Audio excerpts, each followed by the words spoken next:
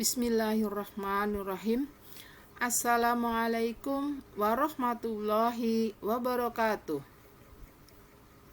Anak-anak ibu sekalian, kita ketemu lagi dengan pembelajaran PPKN.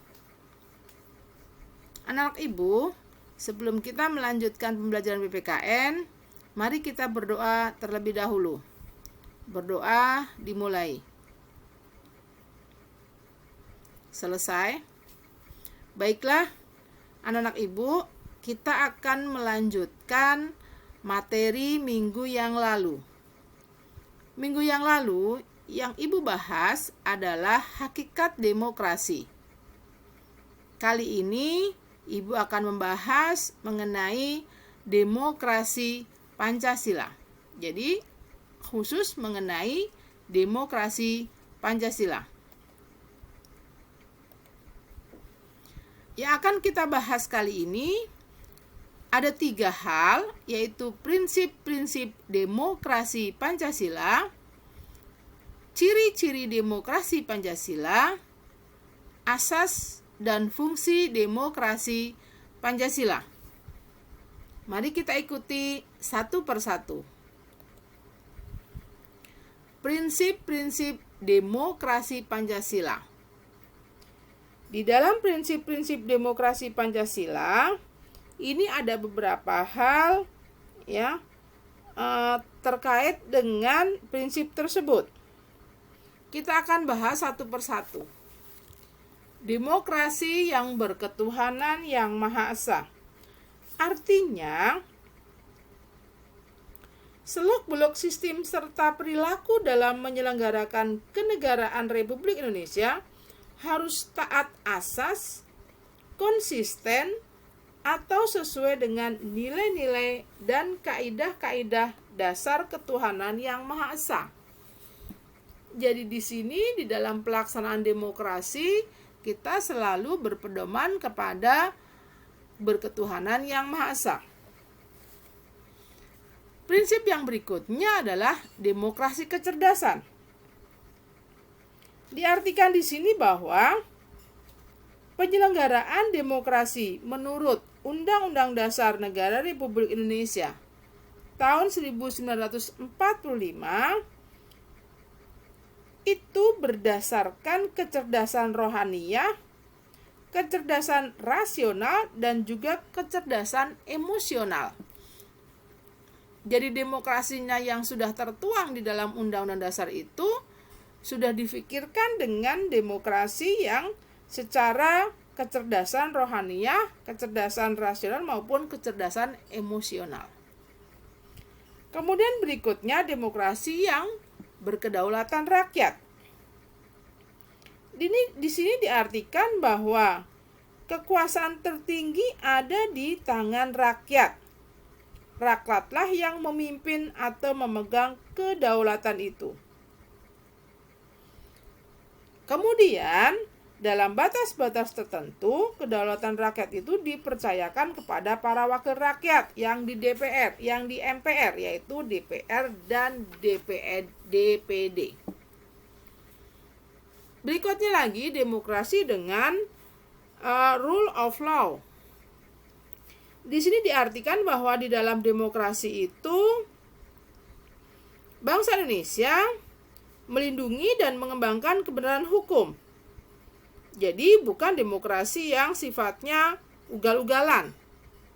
Demikian juga di dalam kekuasaan negara itu memberikan keadilan hukum. Bukan demokrasi yang terbatas pada keadilan formal, tetapi keadilan yang sesungguhnya.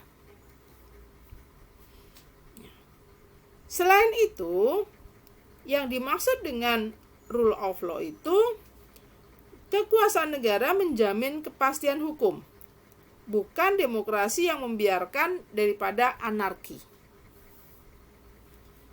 Kita lanjutkan prinsip berikutnya, yaitu demokrasi dengan pemisahan kekuasaan negara. Artinya, demokrasi menurut Undang-Undang Dasar Negara Republik Indonesia tahun 1945 itu kekuasaannya ada pembagian kekuasaan. yang diserahkan kepada badan-badan negara yang bertanggung jawab. Jadi di sini menurut Undang-Undang Dasar itu mengenal semacam pembagian dan pemisahan kekuasaan dengan sistem pengawasan dan pertimbangan.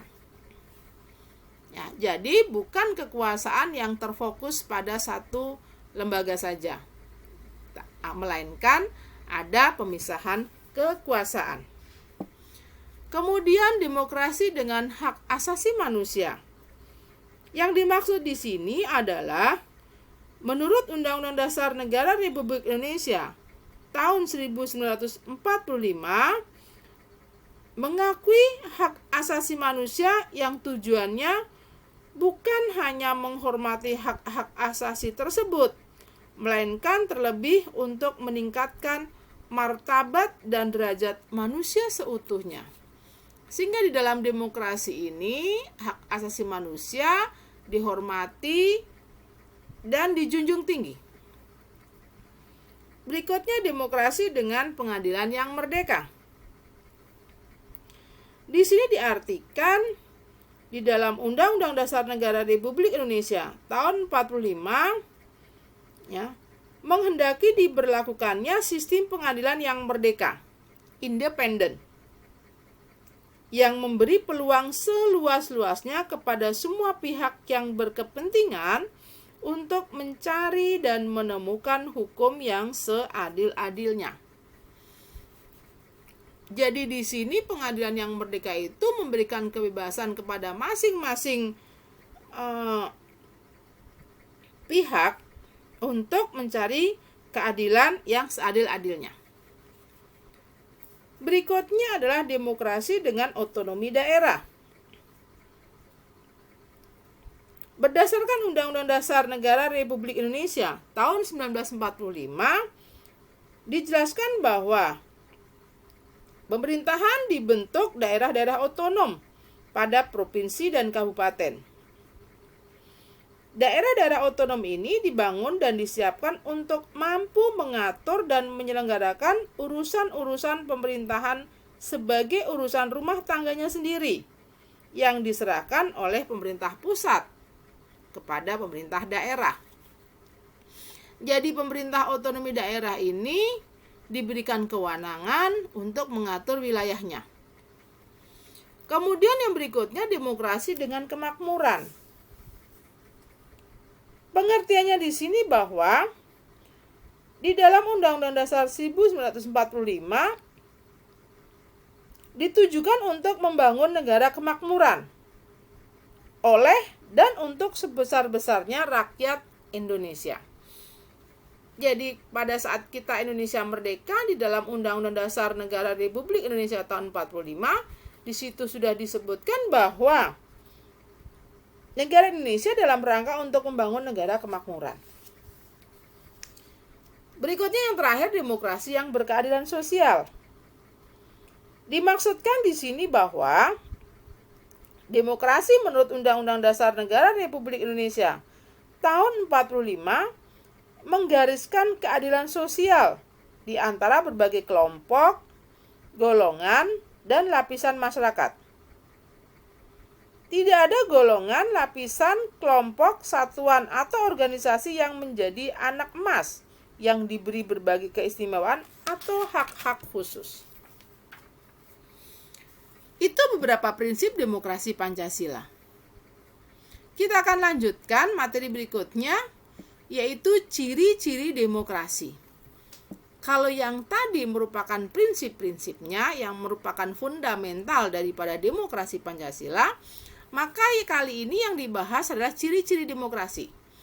Ciri-ciri ini akan menunjukkan, akan membedakan antara demokrasi Pancasila dengan demokrasi yang lain. Kita lihat satu persatu. Ciri-cirinya adalah kedaulatan ada di tangan rakyat. Ini tadi sudah disinggung bahwa kekuasaan ada di tangan rakyat. Kemudian berdasarkan kekeluargaan, musyawarah, dan mufakat.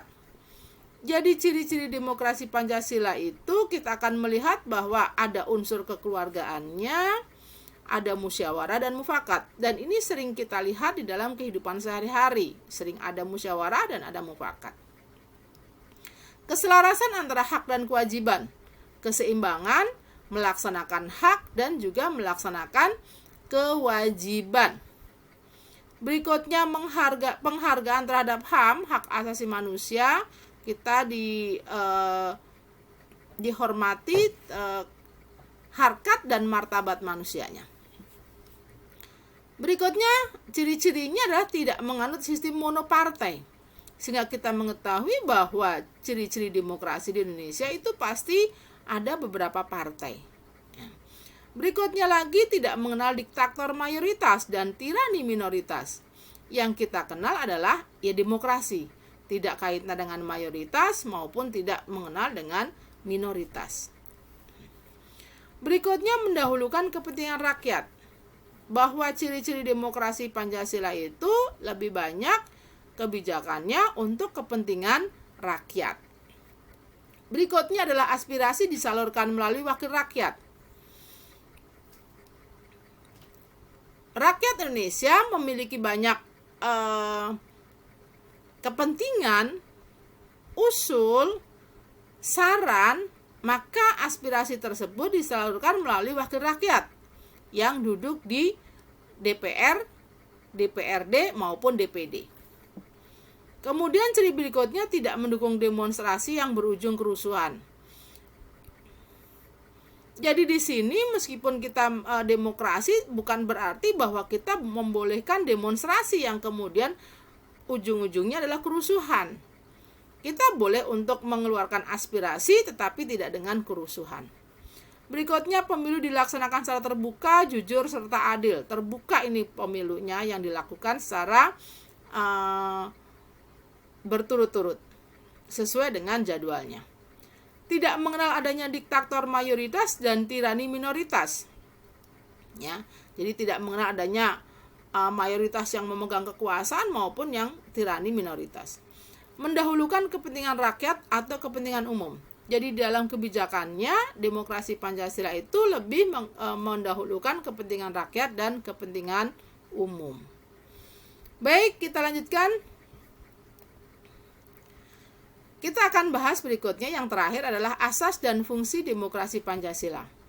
Asas demokrasi Pancasila itu ada dua, yaitu asas kerakyatan dan asas musyawarah. Ini pasti sudah kita hafal. Kalau kita mendengar demokrasi, pasti ada unsur kerakyatannya dan ada asas musyawarah. Nah, ini asasnya. Kemudian fungsi demokrasi Pancasila, kalau kita lihat apa sih fungsi demokrasi Pancasila di negara Indonesia itu? Di sini ada beberapa, yaitu menjamin keikutsertaan rakyat dalam kehidupan bernegara.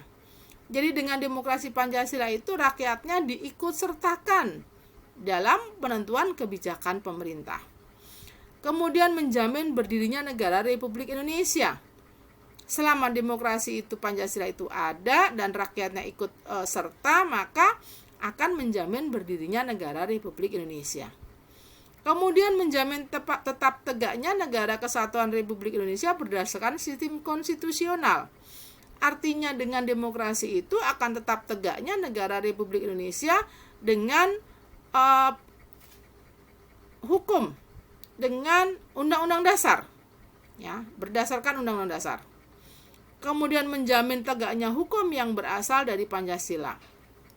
Bahwa dengan demokrasi Pancasila itu kita akan melaksanakan daripada hukum yang berasal dari Pancasila. Kemudian menjamin adanya hubungan yang sama, serasi, dan seimbang antar lembaga negara. Karena di dalam demokrasi itu memang ada sinergis antara antar lembaga, ya, serasi dan seimbang antar negara. Berikutnya menjamin pemerintahan yang bertanggung jawab. Karena di dalam demokrasi kekuasaan ada di tangan rakyat, pemerintah yang menjalankan dan harus bertanggung jawab. Ini adalah asas dan fungsi demokrasi. Anak-anak ibu sekalian, materinya baru ini kita akan lanjutkan nanti untuk minggu depan. Semoga materi ini bermanfaat untuk kalian semua. Ibu tutup dengan Assalamualaikum warahmatullahi wabarakatuh.